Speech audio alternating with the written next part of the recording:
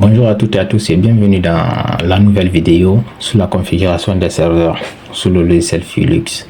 Et si c'est pour la première fois que tu tombes sur l'une de mes vidéos, n'oublie pas de t'abonner, partager et liker et laisse-moi un petit commentaire.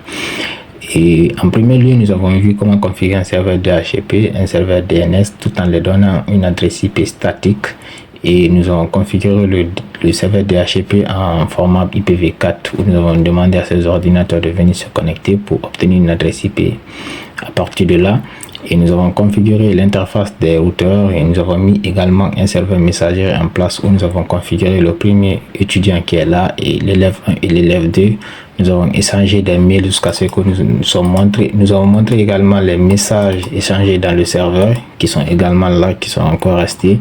Nous avons dit que également quand on envoie des messages à des potes ou sur n'importe quel réseau social, même si vous supprimez dans votre boîte mail, ça restera toujours dans un serveur quelque part dans le monde. Et aujourd'hui, nous allons voir comment mettre un serveur web bien sûr en place. Et nous avons dit que le serveur web, ça fonctionne automatiquement avec un serveur DNS. Et le DNS, pourquoi ça fonctionne avec le DNS? Car le DNS permet de convertir l'adresse IP de chaque site web en URL.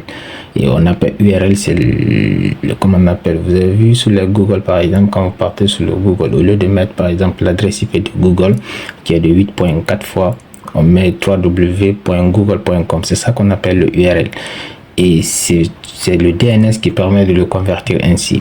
Et c'est ça qu'on va voir aujourd'hui dans la dernière partie de notre vidéo. Et en même temps, on va mettre un serveur générique en place.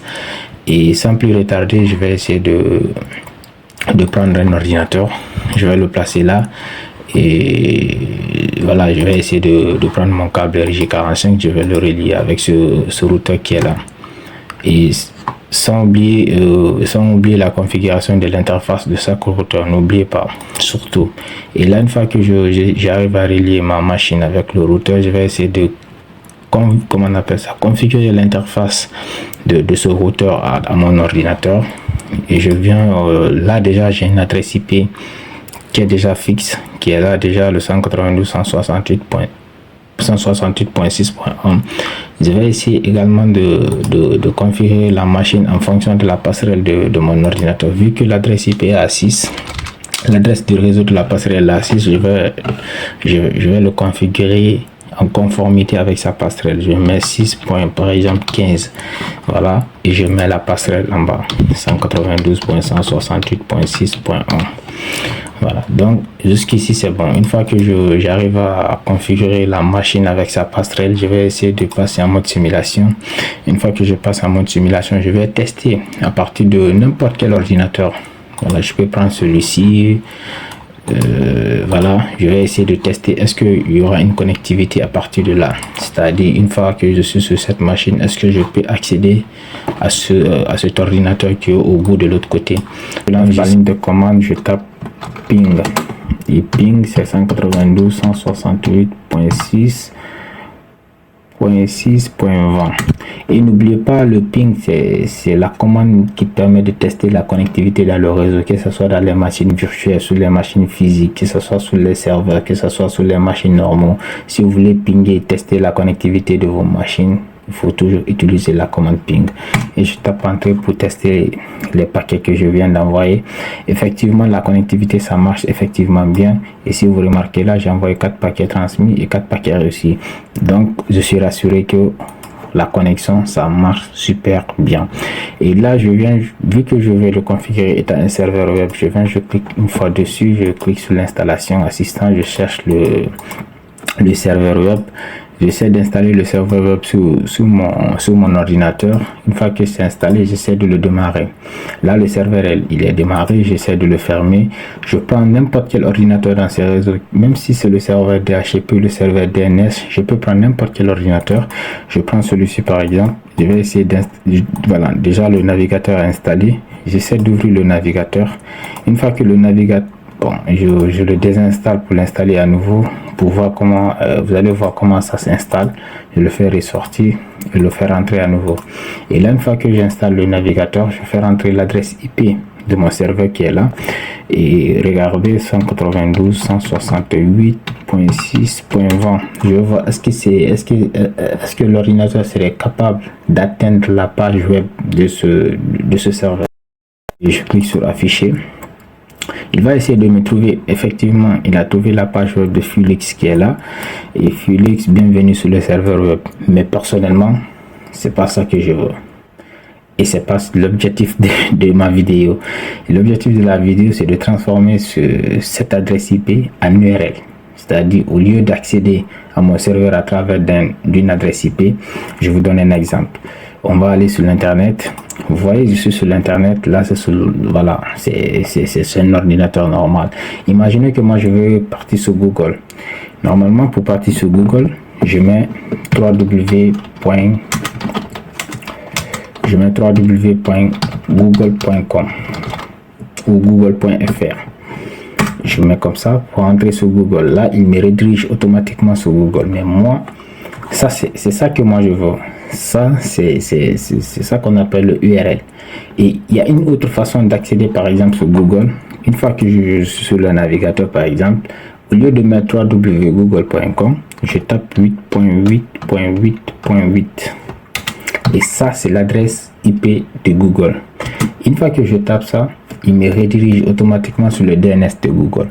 Effectivement, c'est ça que nous voulons transformer. Au lieu de DNS google.com, on va essayer de, au lieu de l'adresse IP 8.8.8.8 pour accéder à Google, nous on va utiliser notre nom de domaine pour accéder sur notre page d'accueil. Au lieu d'utiliser 192.168.6.20, on va essayer d'utiliser le nom de domaine qu'on avait utilisé sur notre serveur messagerie qui était fria.com pour créer des utilisateurs. Allons-y. Et là, je vais essayer de fermer. Je vais prendre par exemple mon serveur DNS. Je vais essayer de venir chercher le serveur DNS. Je vais l'installer. Une fois que je l'installe, je vais essayer de l'ouvrir. Et là, la partie haute, j'essaie de mettre le nom de mon domaine qui est fria.com. En plus, je vais essayer de le relier avec l'adresse IP de mon serveur qui est 192.168.6.20. Et là, je clique sur ajouter. Une fois que c'est ajouté, j'essaie de démarrer mon serveur.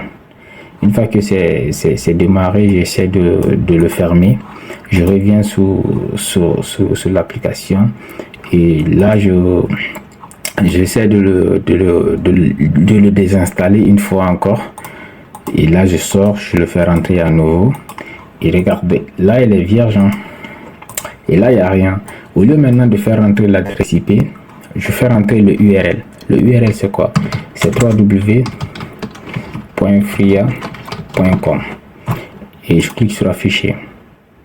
Et là, il me dit que non, le serveur est injoignable. Pourquoi le serveur est injoignable? Sûrement parce que au début de... Et si c'est injoignable, on va essayer de le joindre avec son adresse IP 168.6.20.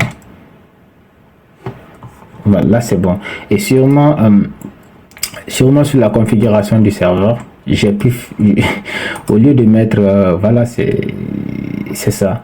Au lieu de, je vais supprimer celui-là, au lieu de mettre 20, j'ai mis 15, 6.20. Je crois que c'est ça, non? Oui, c'est ça. 6.20, on va essayer de réessayer à nouveau voir. Et fria.com. Et voilà. Et là, ça trouve automatiquement parce qu'il y avait déjà une autre adresse IP à l'intérieur qui n'avait pas les mêmes adresses IP mais qui avait les mêmes noms de domaine parce que je donnais. Et là, vu que au lieu de mettre 192.166.20, là je mets automatiquement fria.com. Regardez, je peux accéder sur n'importe quel autre ordinateur. Je peux venir par exemple, je prends celui-là, j'installe le navigateur web, et OK, et je prends par exemple fria.com. Vous allez voir ce que ça va donner. Fria.com, ça se connecte sans problème, ça va le trouver sans problème. Et voilà, c'est ça que moi je recherche, c'est ça l'objectif de la vidéo. Au lieu de mettre 192.168 ou à chaque fois l'adresse IP, on configure juste le nom du domaine, c'est-à-dire on met 3W par exemple. Puis, si vous voulez, on peut mettre 3W, ça va le prendre. 3W.fria.com, fria.com, voilà. Ah oui, bon, parce que c'est pas mentionné au début, c'est pas grave. Mais là, c'est l'objectif, c'est de vous montrer comment le convertir automatiquement. Et voilà, vu que je n'ai pas mentionné au départ, il va pas le reconnaître à la fin. Mais c'est pas grave. Et en plus, qu'est-ce qu'on va faire? Vous avez vu ce texte, par exemple, il est où? Vous avez vu ce texte? On va essayer de modifier ça. Bienvenue, par exemple, sur le serveur web Felix. On va dire, par exemple, bienvenue sur le serveur fria.com. C'est pas ce qu'on fait. Et en plus, on va essayer de changer l'image qui est au milieu. Comment cela se passe? On vient sur notre serveur web et vu que toutes les informations sur le serveur sont déjà là, sont déjà mentionnées, il nous fournit pas mal d'informations, c'est-à-dire les machines qui ont essayé de se connecter, qui ont lancé des trucs, qui ont lancé des informations. Par exemple, si je veux rechercher un truc sur mon serveur web, si je veux trouver des images, si je veux trouver par exemple des photos, c'est comme Google par exemple. Vous partez sur Google, la façon dont vous faites sur le Google, c'est sur un serveur, tout est stocké sur le serveur et là aussi également tout est stocké sur ce serveur. Maintenant, qu'est-ce que je fais? Je vais essayer d'installer ce qu'on appelle l'éditeur de texte. En plus, je vais installer l'explorateur de fichiers et ces deux trucs vont m'aider à modifier le HTML qui est codé avec le serveur web. Je vais essayer de l'ouvrir et dans le dossier parent on a le web server. On essaie de l'ouvrir, on a l'index HTML d'où il y a le texte, on a le splendors.com d'où il y a l'image. Donc je vais essayer de l'ouvrir, le HTML. On va commencer par le titre, le title qui est là, et au lieu de dire par exemple bienvenue sur le serveur Felix, et nous on va dire bienvenue dans le serveur fria.com. Bon, serveur fria.com, voilà. Et une fois que je le modifie, je vais l'enregistrer. Voilà, une fois que c'est enregistré, je ressors, au niveau des textes, je viens dans l'explorateur pour importer une image. Et j'avais déjà téléchargé une image, je viens d'en parcourir, image, bureau, cherche bureau pour retrouver mon image que j'avais déjà importé. Je cherche le bureau,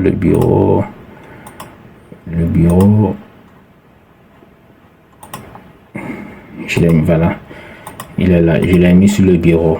Effectivement, je l'ai mis 3, comme on appelle, image 3, et je vais essayer de l'ouvrir à nouveau. Et là, je viens sur importer, je viens sur fermer. Il est là, image 3, n'est-ce pas? On va l'actualiser et je reviens au niveau de l'éditeur de texte, vu qu'il s'appelle image 3.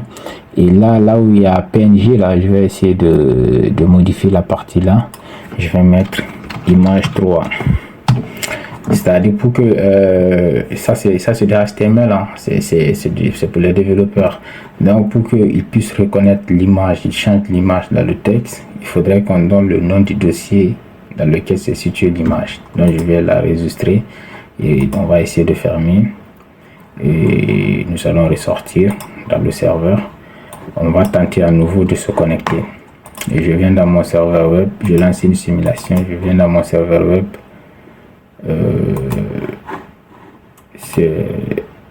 Voilà, dans le serveur DNS, je vais lancer le navigateur. On va essayer de réactualiser. Je vais taper fria.com. Fria.com, on va voir ce que ça va donner.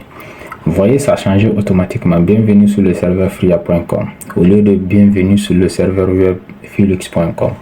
Et l'image qui était là, ça a changé. Voilà, l'image a changé. Il y avait une image où il y avait des ordinateurs au milieu, etc. Ça a changé.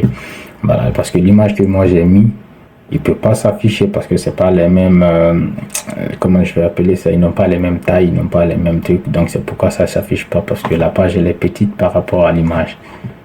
Vous voyez ce que je veux dire? C'est-à-dire l'image est assez volumineuse que je ne peux pas, la page ne peut pas prendre la charge parce que je n'ai même pas modifié toute la partie où je devrais mettre l'image en fait.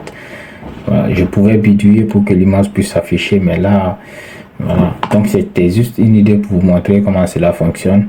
Et en plus, on va essayer de mettre un serveur, comment on appelle, un serveur générique en place. Pour mettre un serveur générique en place, c'est tout à fait facile. C'est pas assez compliqué.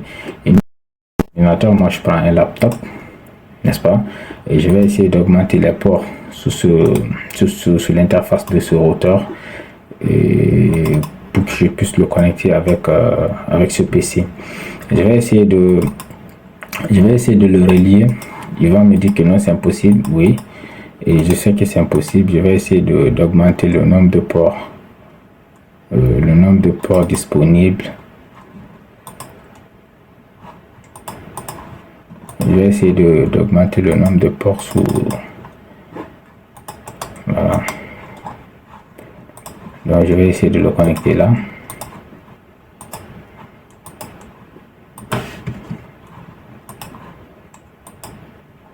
Voilà.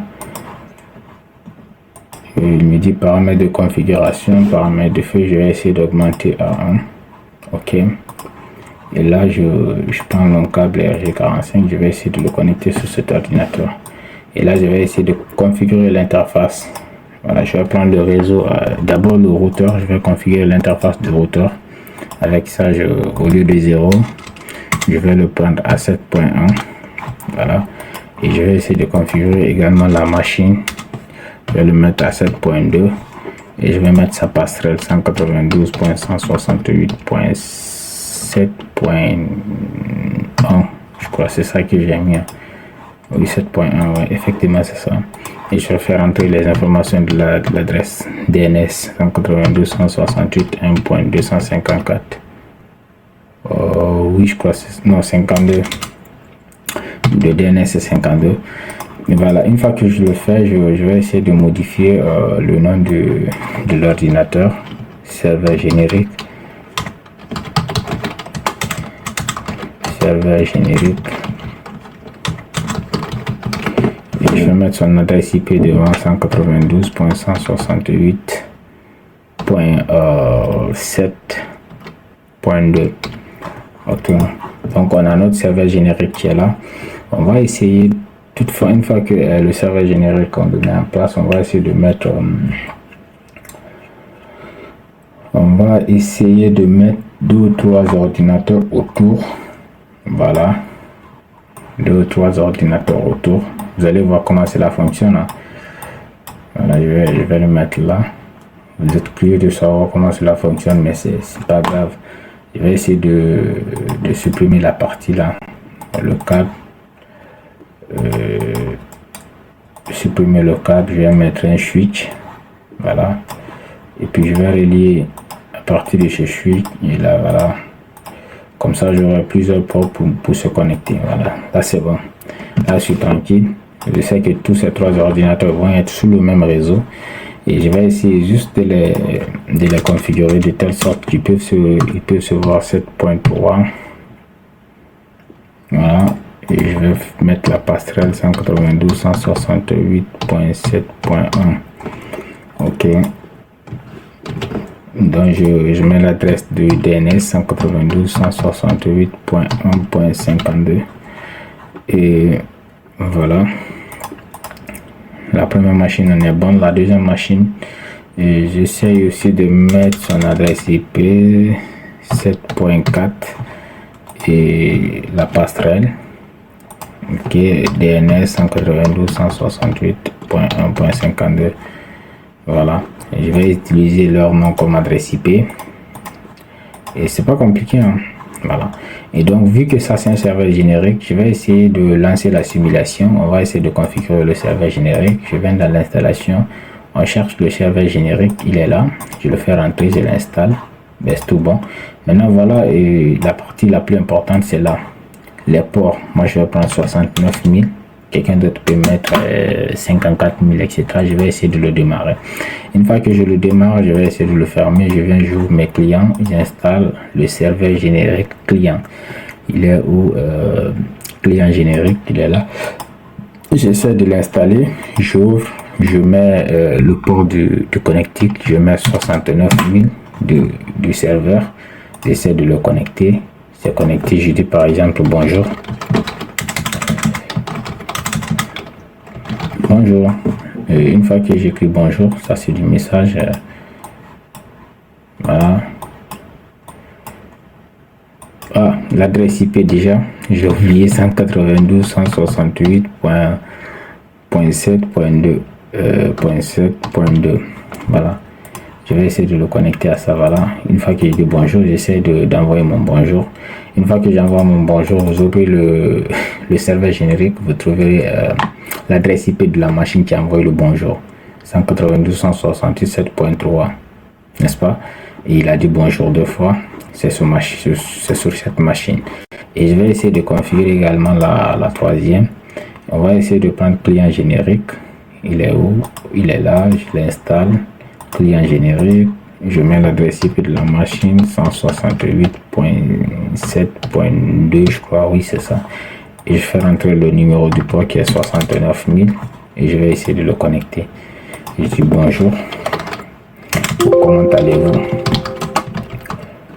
Comment allez-vous? On essaie d'envoyer.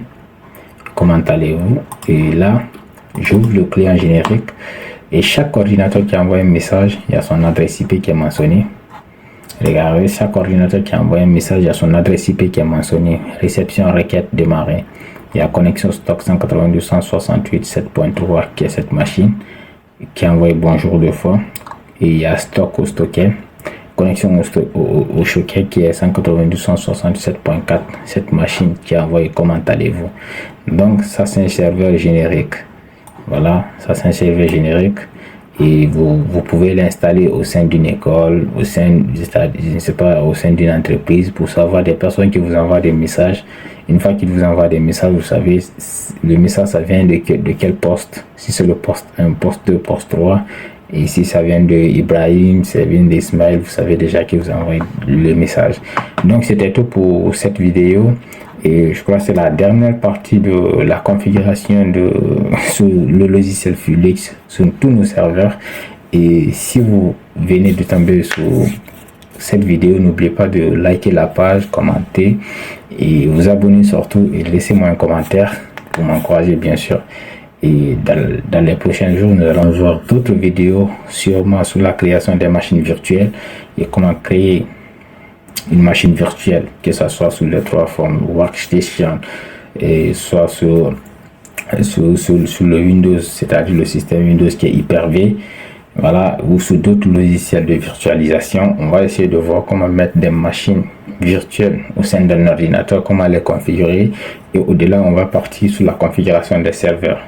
Et pas des serveurs comme ça, mais c'est des serveurs un peu dynamiques quand même, n'est-ce pas? Et par exemple on va essayer de voir comment mettre, c'est-à-dire un serveur de Windows 2022 avec la configuration de l'Active Directory qui est très important au sein d'une société. Et voilà, c'était tout pour moi et prenez soin de vous. À la prochaine.